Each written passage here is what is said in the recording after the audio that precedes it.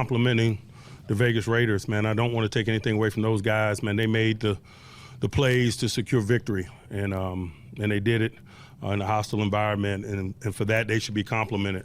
In terms of us, in terms of how the game unfolded, man, I thought it was just two real critical areas that we did not perform up to snuff in. I thought from a penalty standpoint, we hurt ourselves positionally and so forth, and we didn't play smart enough from a penalty standpoint. That can't be a characteristic of our ball.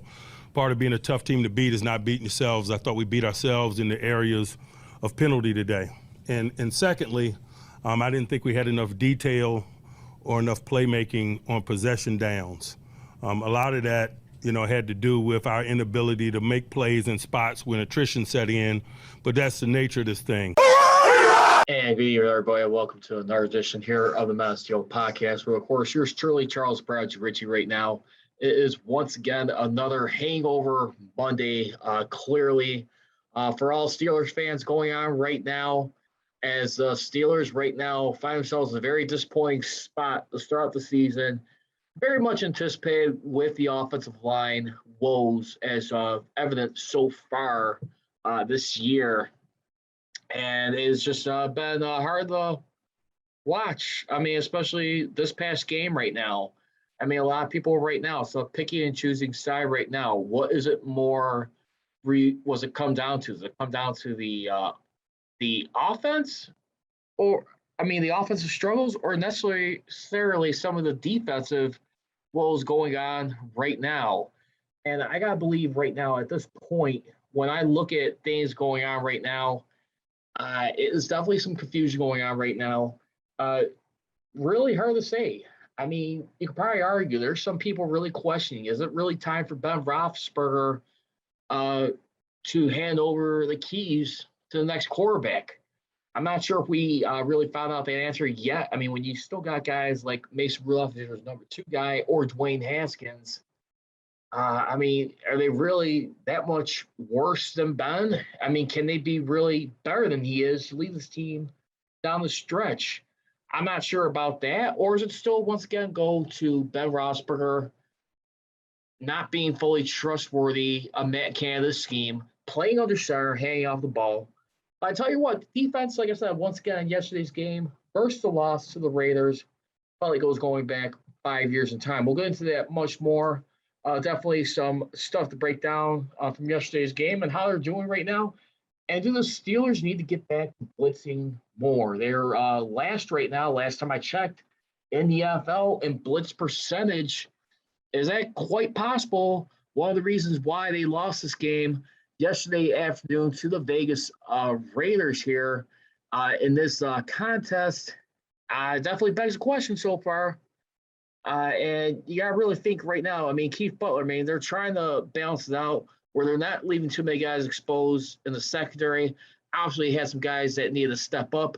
You try to have Minka Fitzpatrick get in there. He got burned by play yesterday. And, dead last at 1.1% in the NFL right now when we look at it going into this season, which is usually pretty shocking so far. Again, it's only 2 games.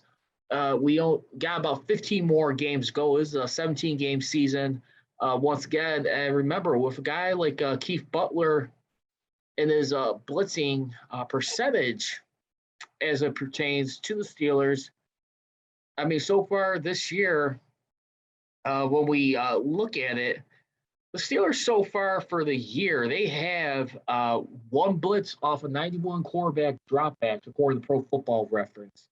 Like to see how that shapes up tomorrow. Like to hear your thoughts. Feel free to hit me up on Twitter at Prodigy Richey for the Men of Steel podcast. It is at Men of Steel CGR, and on Instagram at Men of Steel Nation right now. We got Monday Night Football going on tonight. Packers versus Lions right now. Another situation right now, things may not be so rosy in Green Bay, and I hope the hell when the Steelers do go Green Bay versus Lambeau Field versus Aaron Rodgers in over a decade, that this could be a winnable game. It might be, but then again, with the way the offense is going right now, it's like watching a turtle race, to say the least, for this season. So clearly there's some stuff going on right now What are your concerns? Once again, right now, I did post up a tweet yesterday. Early this afternoon on my Twitter, and I want you encourage you guys to go vote right now. One of the biggest reasons why the Steelers lost to the Raiders was offensive execution, turnover ratio. The only pick that was thrown by Ben Roethlisberger, it was -1 for the Steelers. Was it the secondary being burnt, or was it penalties? And so far, the leading category is offensive execution at about 74%. And the secondary comes in at second at about 26%. We have 23 votes. Please go to Twitter at MassSteelCGR. I'd like to hear more votes on this. Feel free. I posted this up about 7 hours ago. So we got until about 1 p.m. Central Time tomorrow. I'd like to hear your thoughts. Please go vote. I'd like to hear more of the results on this as we look at. Once again, you can follow me on Twitter at MassSteelCGR and on Instagram at MassSteelNation. Just streaming on Facebook Live for this evening right now as we continue to dissect the Steelers right now. Very anticipated. Let's start with some injury news on the injury front. As we remember going into this game, we already were aware of two major stars that were going to be out yesterday in this game, which was Joe Hayden and, of course, linebacker Devin Bush, due to groin injuries right now. Now, one of the significant injuries that happened yesterday, you had Tyson Alau, who had fractured ankle. He has been placed on the injured and reserved list right now. Still kind of questionable if it's going to be season ending or not when we look at it. He is on IR for the most part. A guy who suffered it during to the Vegas Raiders.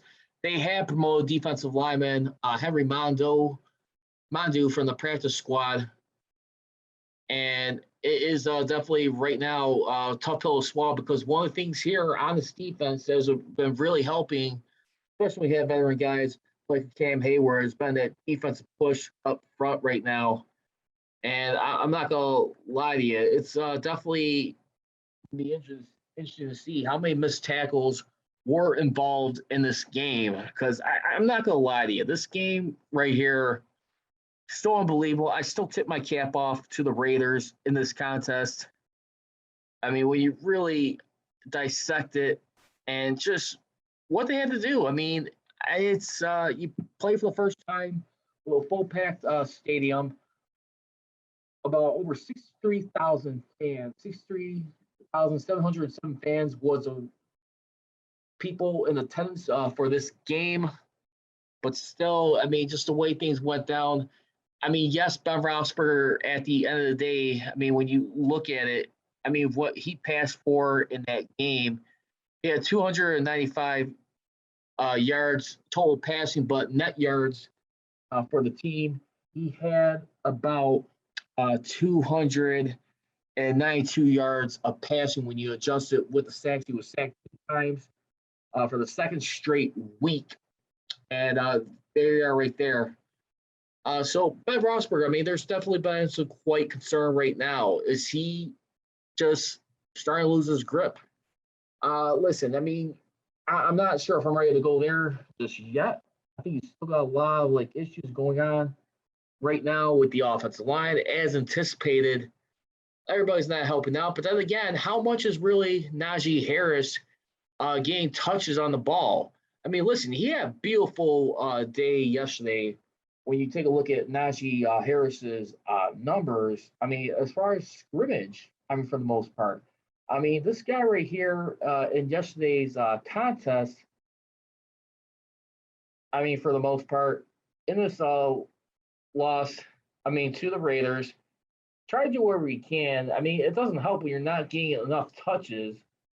You only had 15 total touches in yesterday's loss, which accounted up to, for the Steelers in this contest, he only had 81 yards of scrimmage. He had his first touchdown, which was a receiving touchdown. I mean, the funny thing was, the rushing touchdown that they did get was by a 3-yard play by Juju Smith-Schuster. And when you look at how in this game, which was like disappointing right here, I mean, in this game, I mean, 7.4 yards per attempt by Ben Roethlisberger. I mean, that is not good right now, late in his career. I mean, listen, I think he did everything he could to be patient. But there's just times right there where you gotta throw the ball away, and when you're getting pressure, I don't understand that. I mean, still, I mean, there seems to be a little bit of mixed messages going on right now as far as why new. I mean, like have the punt team like not come on the field. He says he didn't even get a chance to like make a case to stay on the field on that 4th and 1 with under 10 minutes to go. Which, by the way, they already burned one of their timeouts.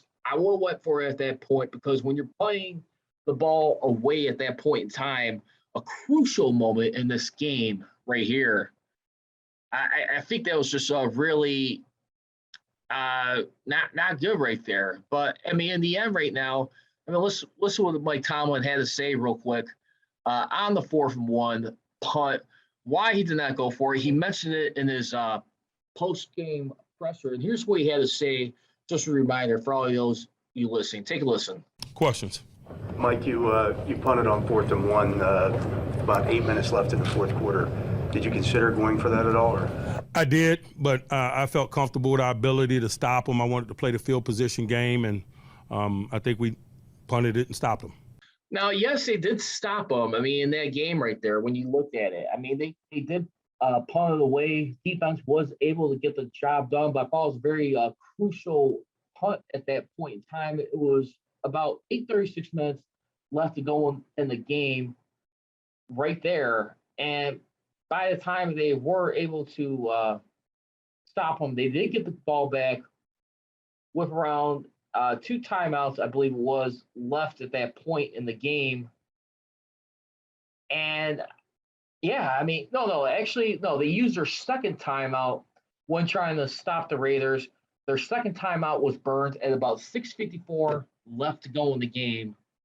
So, I mean, that's the only part where I get a little uncomfortable because, like I said, I'm watching that game. I'm watching how much clock, the Raiders did using that game. Like I said, they had for about approximately almost 7 minutes longer time of possession versus Steelers did in the second half.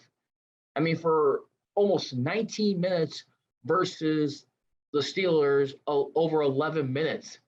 That is problematic right there.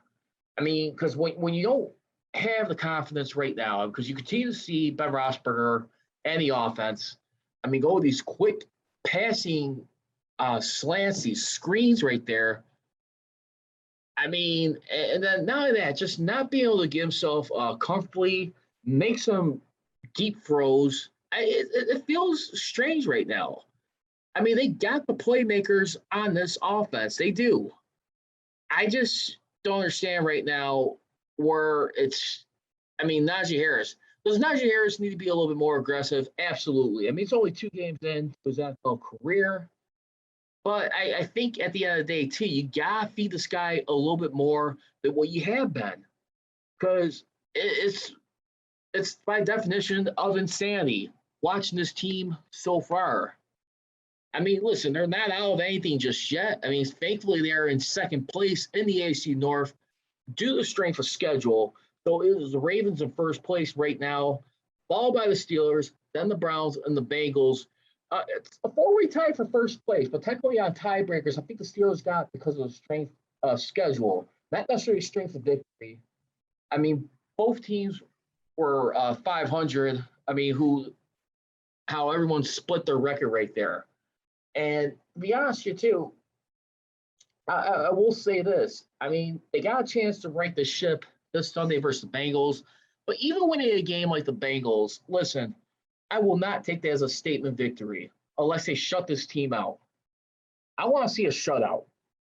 I doubt that's going to happen against this Sunday, but they can do something like a shutout, control the pace of the game, run the ball up the team's throats. That's what I want to see. I want a damn shutout, which hasn't been in nearly 10 years at this point. You got to do something to reestablish your priority. I do not want to see a 10-digit win. I want a shutout. Now, I know it sounds like a pipe dream, what I'm saying here, but you got sometimes what you got to do when you have egg on your face in certain games, you have to make statement games. And this is where I get a little bit right now, frustrated.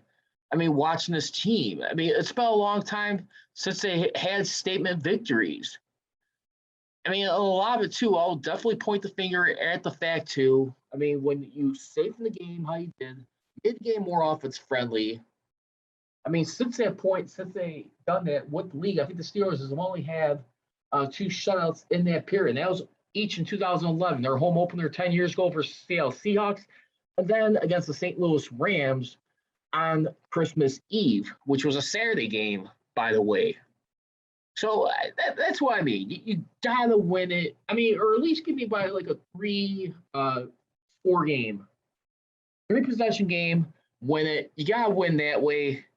And then now that, follow it up nicely because they're gonna have a tough time either way on the road. I don't care how much Aaron Rodgers and this Packers team is struggling right now. Barry Darn sure believe with the turmoil they got there, Aaron Rodgers is still Mr. Aaron Rodgers, despite his frustrations with that team. The way things are not going his way. Pretty much feel like he's been forced to be thrust back into action. In that contest, it is a tie game right now versus the Detroit Lions. And we look at it right now for this game. I think the Packers, they definitely got a lot to prove right now. It's about a little over 7 seconds left to go where they go into halftime right now. Please leave me your thoughts while I hear from you guys.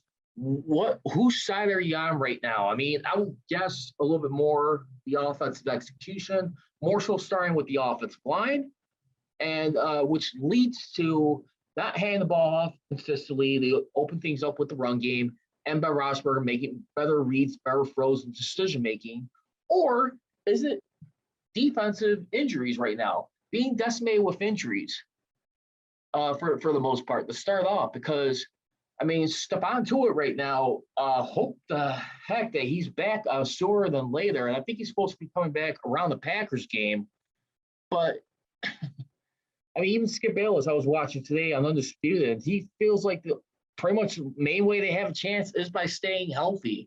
And I have to 100% agree with him on that front. Because this team is not healthy, more than likely you're pushing it very darn near close to Mike Tomlin's first ever losing season as head coach. But by the way, too, I'm sure everyone's already figured this out.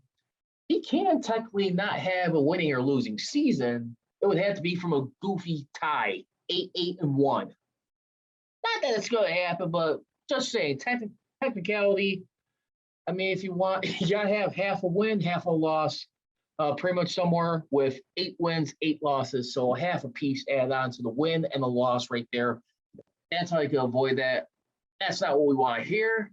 But I think for the most part right now, the Super Bowl window on this team is definitely closing fast. It's not going to be open much longer if they don't turn things around. The only thing they could do right now is look themselves in the mirror. They got to find a way to execute better, make some hard looks and decisions right there. And then not only that, they still got over $11 million in cap space.